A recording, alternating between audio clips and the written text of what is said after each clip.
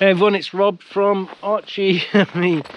So we are somewhere on the west coast of Scotland, Carstrom, and we are locked down currently at present. So one of the questions that I keep getting asked, whether it's on Instagram or YouTube by a lot of people, is my heating system in my van.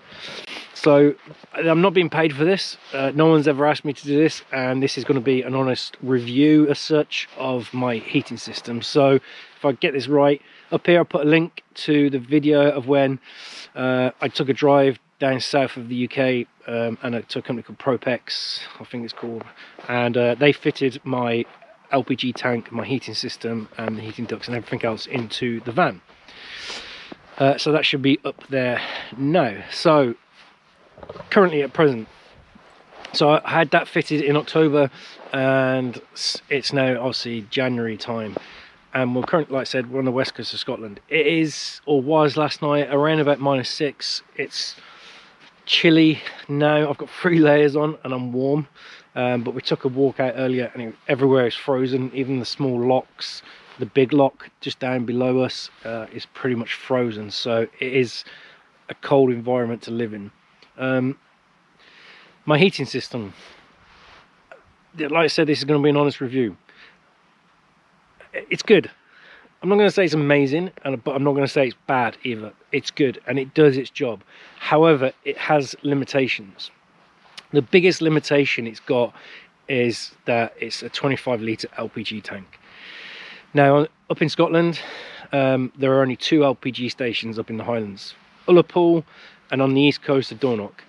So to get LPG and refilled, you've either got one or the other, and that is the reason why I am where I am, because literally 45 minutes south of me is Ullapool, and that's where I can get food, fuel from Tesco's, LPG from the service station, and Amazon stuff delivered to the local petrol station. Perfect. So my heating system at the current moment, with using it in this type of environment, not 24 hours a day, I can survive, because I use my LPG for cooking on as well, 5 days, possibly 6 at a max. So that's my kind of limitations. That's its downfall, is its limitations on LPG up in the Highlands of Scotland. So every couple of days I have to go and get LPG and refill the tank up and so on. Apart from that, I don't have the heating on full blast when I go to bed. I keep it round about the halfway marker now. I have woken up sometimes in the middle of the night sweating and had to turn it down. Apart from that, the heating system's been great. One of the big things that I did do, and I spoke to Whale itself, who supply the heater, and I'll put all their links in the video. They suggested I use some, I think it's Armaflex, like foam, and that went on the heating ducts from underneath the van, so that's where the heater is. The heating ducts, I insulated them as they come up towards the inside of the van, so that helped trap the hot air into the heating ducts, which then, especially in this time of year, kept the heat in the vehicle itself. So what we're going to do is we're going to quickly go inside. I've left the heating running, and we'll have a look, see what the temperature is on the little thermostat. So once I find my dog anyway. See you in a sec. Hey everyone, so we're back in the van. So we've been out for, I keep saying so quite a lot. Hey everyone,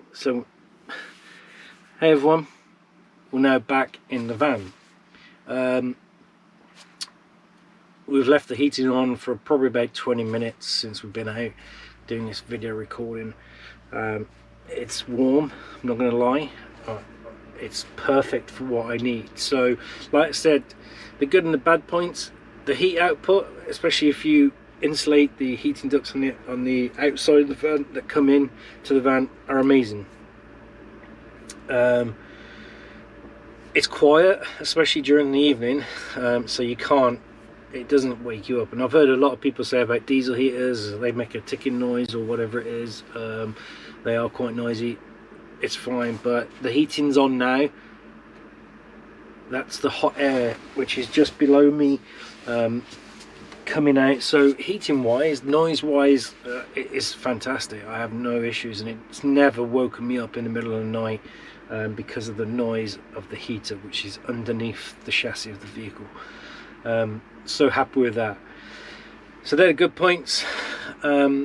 Heat output is good, the noise levels are amazing, the whole system, the way it's fitted into the van with the 25-litre LPG tank underneath, as you'll see from that previous video of the fitting, the fill-up point, which is on the driver's column, just beyond the driver's seat on the outside, so I can literally pull up to an LPG station, fill up from there straight away. I have a little monitor on my dash, which is obviously tells me how much LPG I've got in the tank, and obviously I've got a thermostat, which I'll show you in a video once I flip it around, which I can control the heat output. So at the moment it's on full, it's blasting the heat out.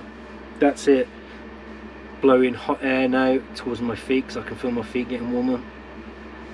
So they're the good points. Like I said, the bad points of it is your limitations on time. So again, if you're cooking and living with the heat on, 5 days I'd say that I can get out of a 25 LPG tank, which is good. However, I would like to be off-grid a lot longer, and I've got to think about other ways of how I can stay off-grid a lot longer. So for 5 days is great, but I want to be off-grid longer. So what happens if suddenly, like, I'm in this location, we get more heavy snow, I can't drive anywhere? What happens then in 5 days time when my LPG runs out? I need some form of backup heating system or a secondary LPG tank. I don't know. So it's something I've got to think of, and I'll speak to Whale about this. But good points, like I said, it's amazing, the heat output and all and so on. Just the limitations on duration at this time of year, because of locations as well of LPG up in the Highlands as well. But apart from that, my heat output is good. I'm happy. I'm warm, I'm toasty. I can see snow melting off the windscreen, which is good. So my little thermostat, which I've got here, so that's saying 20 Celsius, so 20 degrees. At night it goes down to about 14, so I'm pretty happy when I drop the heat down. So in the day it's warm, at night it's warm. Like I said, I've woken up some nights where I've left it on too warm and I've been sweating. So really happy with the heat output. So just here is my gas tank supply. So it's currently on full. You can turn the brightness down and all that sort of stuff when you go to bed. That's to turn the gas tank off, which is great. So my LPG also feeds my hob, so when I'm cooking, especially in the morning, wake up and put the coffee on, hot water to make my porridge in the morning and so on. That's how I cook on my LPG. So that's all plumbed in as well, coming from the same LPG tank. And then the final part around here is the thermostat. So that's my thermostat. I've got it near my bed, so I can literally control it, especially if you wake up suddenly either cold or too hot. You don't have to get out of bed, you can control it from here. So that is my thermostat, which is great. On and off, so you can see it's red at the moment. It's all on, and you can turn your temperature gauge down or turn it up. So that's on full. So at the moment on full, we've got 20 odd degrees, or 21. So there you go. There you go. So I'm not the best person at doing reviews, and you know, this is just my honest opinion. The Whale heat air 4G, whatever malarkey it is, has been amazing. For me, when I had it fitted and for using it at this moment in time, the money that I paid for somebody else to fit it, because it's gas, it's a gas tank that's fitted underneath and plumbed in and all that sort of stuff, it's been amazing. Well worth the money. pros, like I said, the heat output is really good. So it's 20 odd degrees inside here at the moment, and it's -3 outside, so I'm really happy with the heat output at this present moment in time. The silence of it, the noise, the LPG, all that sort of stuff, they're great. Its limitations are the size of the tank and time. So I would like to be, as I said, go off that. This is just me though, I'd like to go off grid a lot longer and not have to worry. So 5 days is my maximum that I can survive off grid at this present moment in time. But apart from that, it works, it's fine, it's great. I would happily recommend it, and the support that I've received from Whale in answering all my questions and all my emails that I've been sending to them about little things, about improvements and so on and so on, the support that they provide and their customer service has been outstanding, so I can't fault them for that. So thank you to Whale for your customer service. Thank you to Propex, who, again, not being sponsored by anybody, but they fitted the equipment, and I'll leave everybody's links in the video. And that is the end of my review. So yeah, that's it. I hope you're all well, stay safe. I'm going to charge up the drone and head outside and get some aerial footage. So stay safe everybody, and we'll see you on the next video soon. Bye bye.